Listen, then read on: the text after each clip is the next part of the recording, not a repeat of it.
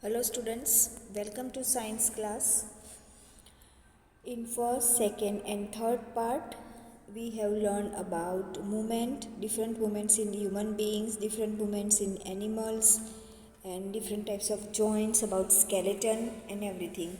Now in this part we'll learn about gait of animal, movement in some animals. So welcome to science class, lesson number 8, body movements, part 4.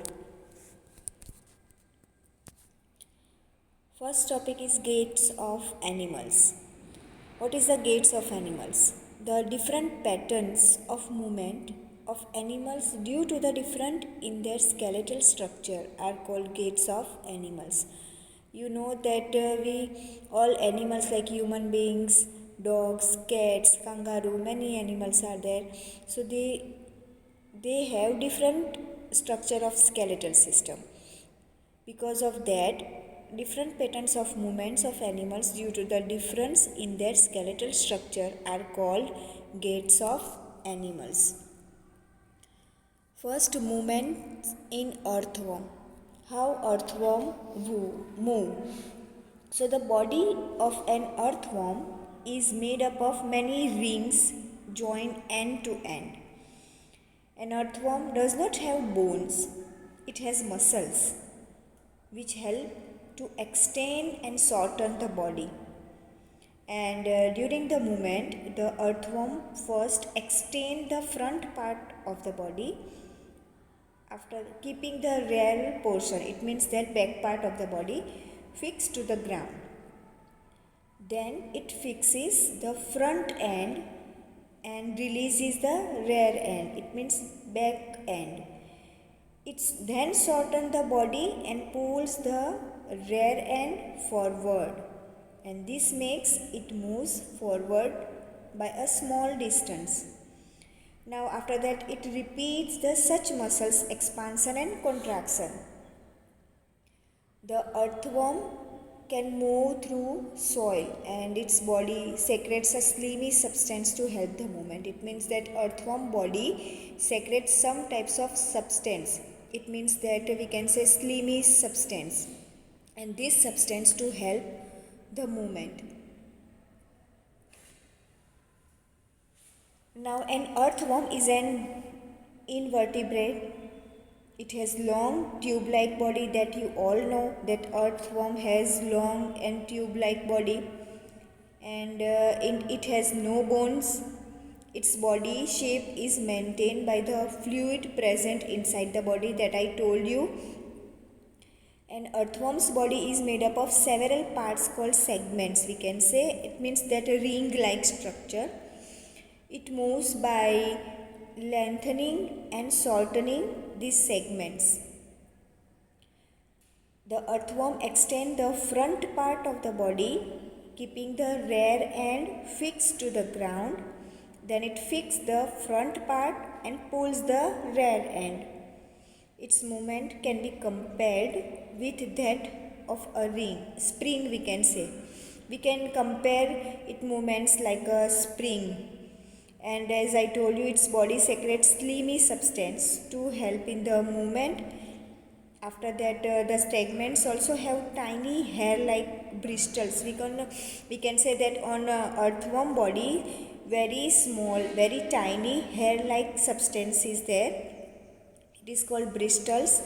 That bristles help the earthworm to grip the surface and pull its body forward. So this is the movement of earthworm.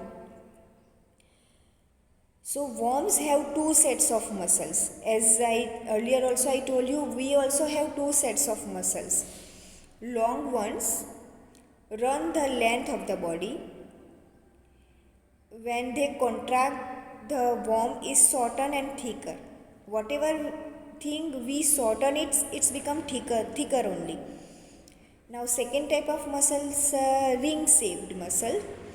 So this ring shape, you know that name only ring shape, it means maybe it is like circle only. So circle, each body segment, when they contract, the worm gets longer and thicker. Whenever we pull anything, it's get longer. with as well as thinner only. So move in a wave like fashion.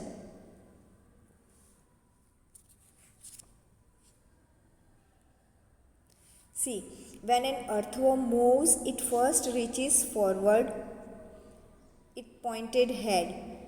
It means that front side, front part of the body. Now the segments, it's also body become longer. When we stretch anything, it become longer only. That makes the earthworm's front end thin. When we stretch anything, it become thin and long. The earthworm uses its tiny heads to hold on the soil, and after that, as I told you, on the body of the earthworm, small head-like structures are there. With this structure, earthworm hold its body to the soil. Now next movement. Next, the head pulls the rest of the earthworm forward. After that, that head of the earthworm pulls the rest of the body forward. Now the segments pull together and become shorter, and back side. Now the earthworm is short and fat. So now third, then the head reaches forward, again making the front end thin and long. The earthworm reaches and pulls its way through the soil. So this way it goes forward. Now next animal is snail. How snail move? So you know that, have you ever seen that snail collect some snail from a garden? So you seen the rounded structure it carries on its back. Have you seen that rounded structure snail carries on its back? So this is called the shell, and it is the outer skeleton of the scale. So that shell of the snail is somewhat thicker and harder. So this is the outer skeleton of the snail. But you know that skeleton, but it is not made up of bones. The shell is a single unit and does not help in moving from place to place. It means that skeleton of the snail does not help it moving place to place. It has to be dragged along. Okay, now you can place the snail on a glass plate and watch it. So when it starts moving, after that carefully you can lift the glass plate along with the snail over your head. You can observe that movement. So a thick structure and the head of the snail may come out of the opening. It means that from the shell, snail come out its head. Then the thick structure, its foot made up of, and then after that it come out its foot from the shell. Now its foot are of strong muscles. So the wavy motion of the foot can be seen. So the movement of a snail is very slow compared to earthworm. So the snail is a very slow moving animal. As you see, you can collect some snail from the garden. You can see the snail is a very slow moving animal. Like an earthworm, a snail too has a liquid skeleton. Snail have a shell, as I told you, that rounded structure on the body of the snail. It is outer skeleton and it is called shell, inside which they can hide to protect themselves from the heat of the sun and enemies. So the shell is an outer skeleton, but as I told you, it is not made up of bones. They also have a pair of tentacles. It means muscles that bear eyes at the tips, and snail move by using muscles organ called the foot. It means actually it is not foot, but some muscles are there, wavy muscles, and it is called, we can say it is foot. The foot produces a slimy substance called mucus. Now slime is substance, it means somewhat sticky like substance, and the snail actually crawls on the layers of mucus, it means that sticky. So because of what will happen, mucus, it means that sticky mucus reduce the friction between the foot and the ground. So it means that smoother surface, and it is the smoother surface to crawl on, thus enabling the snail to move on a variety of surfaces. So locomotion in snails takes place with the support of strong muscular foot present under the shell. See here some coiled shell into which the snail withdraw for protection. It means a snail keep its head and foot like structure and everything into the shell. Now this is the simple eye. Now here muscular foot also there, which secretes some, it means which help the moves the snail. Now here short tentacle also there, it feels things as the snail moves.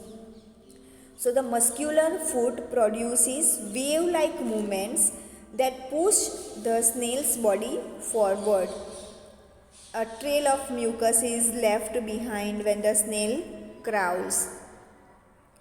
See now third is movement in cockroach.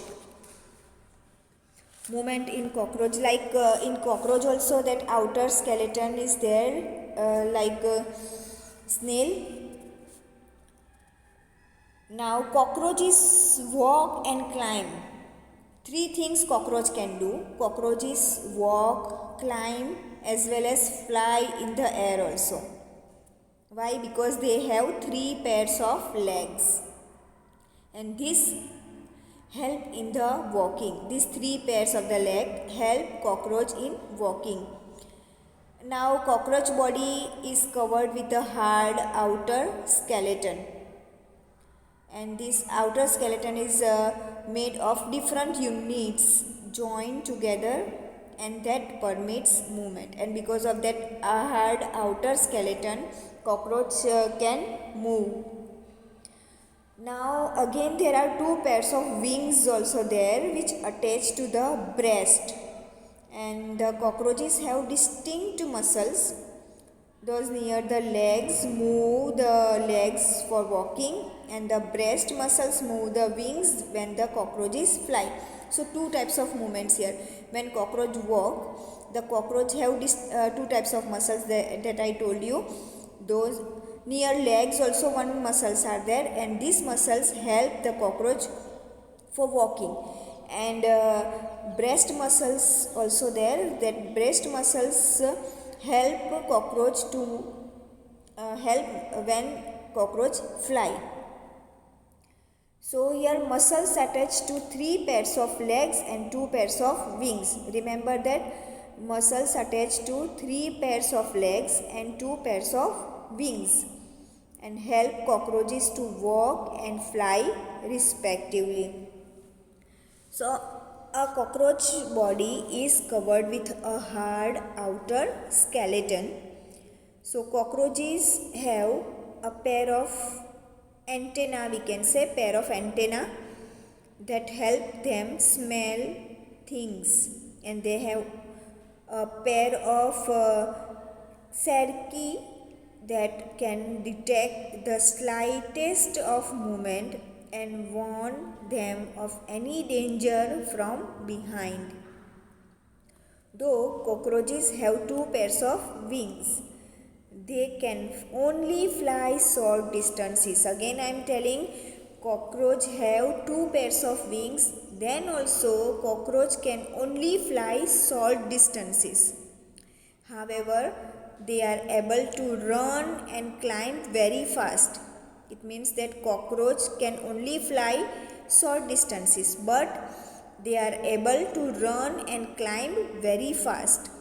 Like all insects, we can say cockroaches have 3 pairs of legs. They walk in a very interesting manner, moving 3 legs at a time. It means when cockroach walk, It moves three legs together.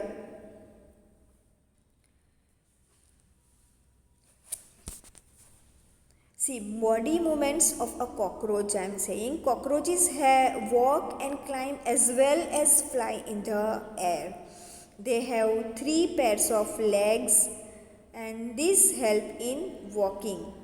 And the outer body of cockroach is covered with a hard outer skeleton and there are 2 pairs of wings attached to the breast.